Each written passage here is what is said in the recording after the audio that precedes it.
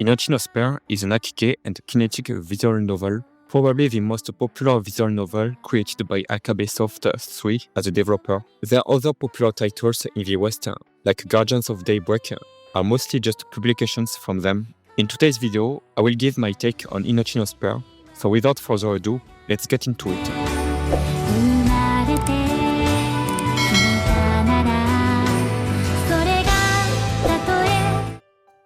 The plot of Inochi no Spare follows Shukugawa Meguri, who suffers from a rare and incurable illness known as the Omon disease.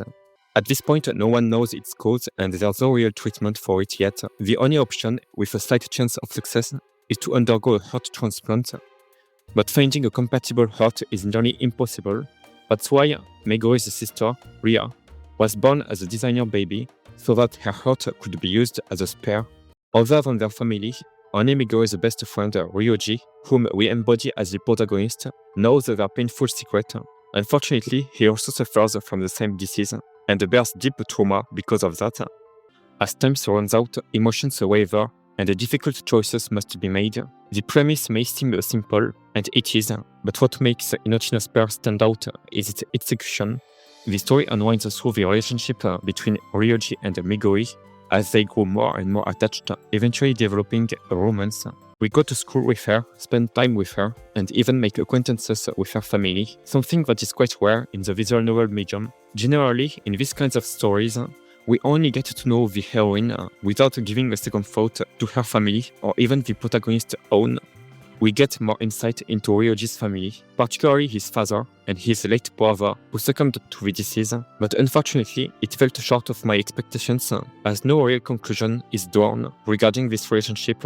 Surprisingly, the scenes spent with Meguri's family ended up being my favorite part of the entire game. These moments are comforting and charming, and I really liked all of them, even though they are put on the back burner towards the second half of the story. As expected of a Nakige story, we know there are bound to be emotional and intense moments. The Omon disease won't spare Meguri unless her sister chooses to sacrifice herself.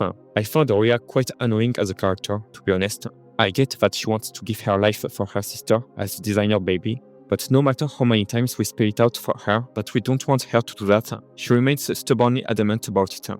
Even though her father explicitly regrets having conceived her for this only purpose, and does like her as his second daughter, one of the most negative aspects of the game, in my opinion, is its length. The last part of the game, where we are waiting for a certain event to happen, drags on. The couple literally just sits home all day and has sex every night. I think 1 or 2 hours could have been cut off because this section was really tough to get through. The game's total amount of hours is around 14 hours, but it felt much longer because of this part. I also would have liked more development in the protagonist's relationship with his father, which was strained due to his father's harsh treatment of him as a child when Ryoji refused to sacrifice himself for his brother. Apart from that, the ending is very touching and blesses us with a wonderful final CG to mark the conclusion of the game.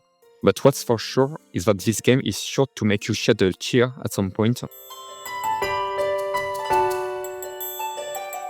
The visuals of this game was what drew me to this visual novel in the first place. I didn't know about its notoriety, nor was I aware that it was an Nakige when I started reading it. The character designs are very appealing and the backgrounds are warm and easy on the eyes, providing a nice contrast to the dark premise of the story. The music is exactly why I love visual novels. It's deep and soothing, and it helps balance the more serious phases of the game. For your reference, the composer Nishizaka Kyohei also made the background soundtracks for the real eroge situation Nakige games, if that helps you get a better idea of what to expect. In conclusion, Inochi no Spare, despite its flaws, is an easy recommendation for me due to its beautiful graphics and melodious soundtrack. While enjoying characters and a plot that perfectly fits the Nakige genre, it delivers a strong emotional experience. I hope you liked this video. If you're interested in seeing more content from me, don't forget to subscribe so you'll be notified about my future videos. Thank you once more and see you next time.